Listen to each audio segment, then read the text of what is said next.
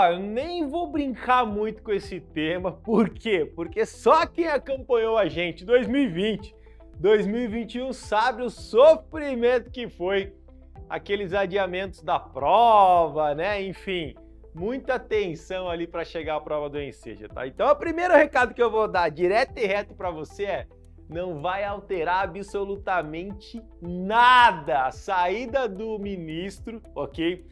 Não vai alterar em nada, literalmente nada, a data e todo o processo aí da prova do Enseja. Eu vou te explicar nesse vídeo de hoje o porquê a saída do ministro, a entrada de outro ministro, né? Não alterem absolutamente nada esse cronograma do Enseja e das outras provas também. Bora lá, se você quer terminar os seus estudos, seja muito bem-vindo! Eu sou o professor Thiago Dias, bora se inscrever nesse canal que é 100% dedicado a fazer você, meu filho, você mesmo, terminar os seus estudos. Então essa é uma informação muito importante para deixar você mais em paz e para você entender também de forma geral, global, quem sabe isso pode até ser um tema de prova ali, né, de ciências humanas, né, a composição de um ministério e assim por diante. Bora lá entender isso aqui na prática, né? O que aconteceu? Política, gente. Brasília nunca acorda e dorme igual. Brasília é assim, ainda mais esse ano, que é um ano eleitoral, você pode esperar que vai ter muita coisa ainda acontecendo nos bastidores, tá? Então vamos lá, o que aconteceu na prática, tá? Nós temos lá o famoso MEC, né? Ministério da Educação e Cultura. Se você não sabia o que é MEC, é isso, o Ministério da Educação e Cultura, tá? Então o MEC é uma das pastas, é um dos ministérios mais importantes, ele é gigantesco, tá? Tem milhares de funcionários e movimenta muito dinheiro em torno da educação brasileira, enfim, de todos esses desafios que nós temos, tá? Obviamente, né, para esse ministério você tem a figura aqui do ministro, tá? Ministro, ok? Ministro. É esse senhorzinho que você tá vendo aí, né?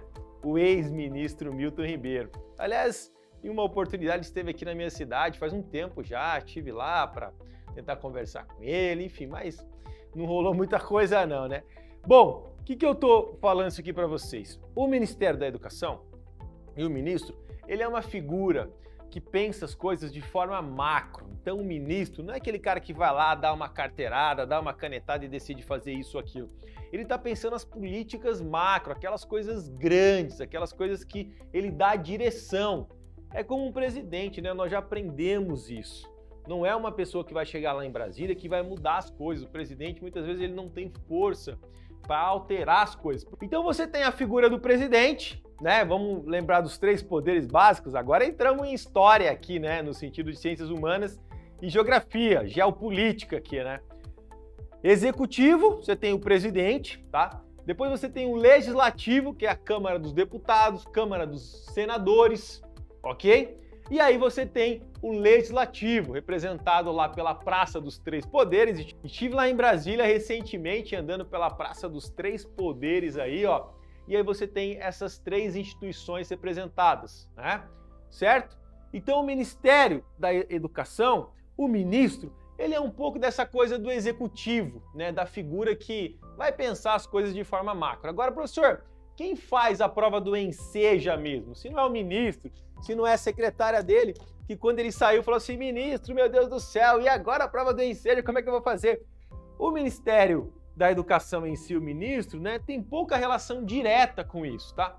Quem faz isso é um órgãozinho chamado aqui, ó, INEP, tá? O que é o INEP? Instituto Nacional de Pesquisa Anísio Teixeira.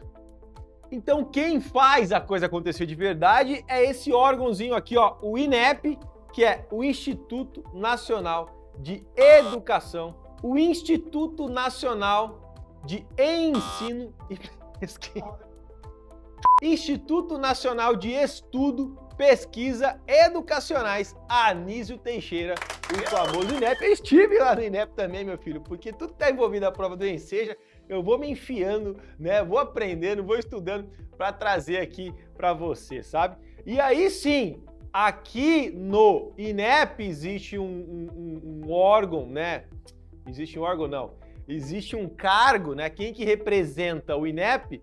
Aqui eles chamam de presidente, tá?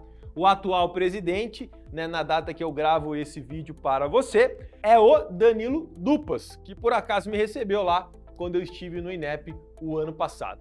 Então, todas as provas importantes nesse país, né, como o Enem, como o Enseja, como o ENAD, né, enfim, todas as provas que são geridas de forma federal, ou seja, que existe uma organização federal, são geridas e organizadas pelo INEP. Esse é um órgão muito grande, muito sério, é um órgão que tem vida própria, tá? Então o Enseja está aqui, ó, embaixo. O Enseja está aqui, ó, né? O Enseja está aqui. Assim como o Enem, ó, assim como o Enem e etc. E várias outras provas. Então, o MEC não é o MEC que aplica, não é o MEC, né? Às vezes até as pessoas falam isso, talvez até a gente fala isso de uma forma muito mais solta. Mas quem é responsável pelas provas de verdade, né? A execução da prova, a aplicação da prova, não é o MEC.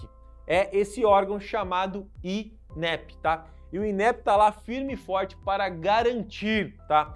Não são os ventos políticos, não são, né, os ares de mudanças que acontecem lá em Brasília, que vai fazer com que uma coisa tão importante como essa prova, que este ano eu acho que tem tudo para bater o recorde aí de inscrição de 2019, esse recorde que nós chegamos a quase 3 milhões de inscrições, foram 2.900.000 e alguma coisa.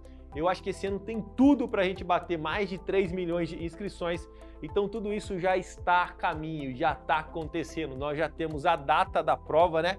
Sabe a data da prova ou não? Pelo amor, né? Você nunca assistiu um vídeo meu aqui, né? Recentemente, porque, pô, todo vídeo eu falo isso, né?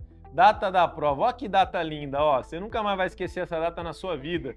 Dia 28/8/2022. Essa é a data que você vai terminar os seus estudos e colocar no seu currículo, se você tem 18 anos ou mais, ensino médio completo. Certo? Então eu queria deixar clara essa explicação para você dormir em paz, tranquilo, sabendo que entra ministro, sai ministro, né? Por mais que aconteça essas coisas terríveis, mas é o dia a dia lá em Brasília, isso não vai mudar em nada todo o fluxo pensado aqui para a prova do Enseja esse ano de 2022. Fechou?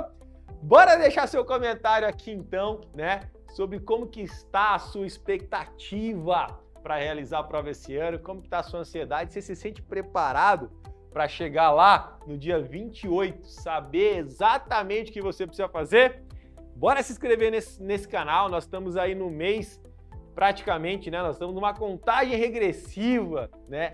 Para a inscrição do Enseja, que deve acontecer no mês de maio. Então nós já começamos uma contagem regressiva para a formação da turma Enseja, também aqui do Termine Seus Estudos. Bora se inscrever. Bora clicar no link que está aqui embaixo nesse vídeo, no primeiro comentário, colocar o seu nome e seu e-mail para que você não perca nada de hoje até a data da inscrição do Enseja. Valeu, a gente se vê no próximo vídeo. Grande abraço!